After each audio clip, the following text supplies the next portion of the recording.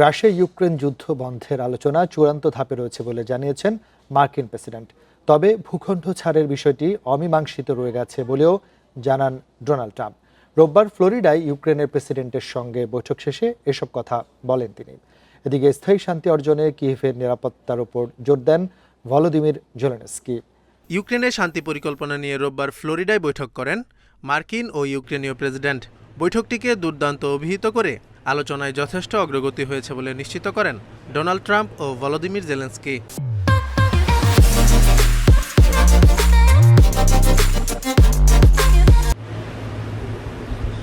বৈঠক শেষে যৌথ সংবাদ সম্মেলনে ট্রাম্প বলেন, ইউক্রেনের নিরাপত্তার নিশ্চয়তার বিষয়টি ৯৫% সম্পন্ন হয়েছে। ইউক্রেনের পুনর্গঠনে রাশিয়া সহায়তা করবে বলে আশা ট্রাম্পের। আমরা এমন একটি চুক্তি করতে যাচ্ছি যা ইউক্রেন সহ সবার জন্যই মঙ্গল বয়ে আনবে। ইউক্রেনীয়রা কঠিন সময় পার করছে।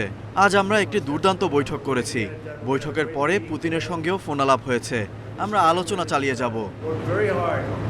তবে ভূখণ্ড ছাড়ের বিষয়টি অমীমাংসিত রয়ে গেছে বলে জানান মার্কিন প্রেসিডেন্ট।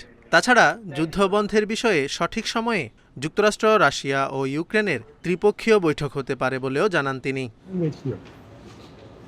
এদিকে স্থায়ী শান্তি অর্জনে নিরাপত্তা নিশ্চিত করা গুরুত্বপূর্ণ মাইলফলক বলে জানিয়েছেন ভলোদিমির জেলেনস্কি। আমরা শান্তি পরিকল্পনার কৌশলগুলো নিয়ে আলোচনা করছি, কিভাবে এটি ধাপে ধাপে তৈরি করা যায় এবং আরও এগিয়ে আনা যায়। এতে নিরাপত্তা ও সমৃদ্ধির বিষয়টি অন্তর্ভুক্ত রয়েছে। এরই মধ্যে ২০ দফা শান্তি পরিকল্পনার ৯০% সম্পন্ন হয়েছে। ট্রাম্প জেলেনস্কি বৈঠকের প্রতিক্রিয়ায় ইউক্রেনের জন্য লোহার তৈরি নিরাপত্তার নিশ্চয়তা প্রয়োজন বলে মন্তব্য করেছেন ইউরোপীয় কমিশনের president Ursula von der Leyen. Zobayer Hossain, Independent news.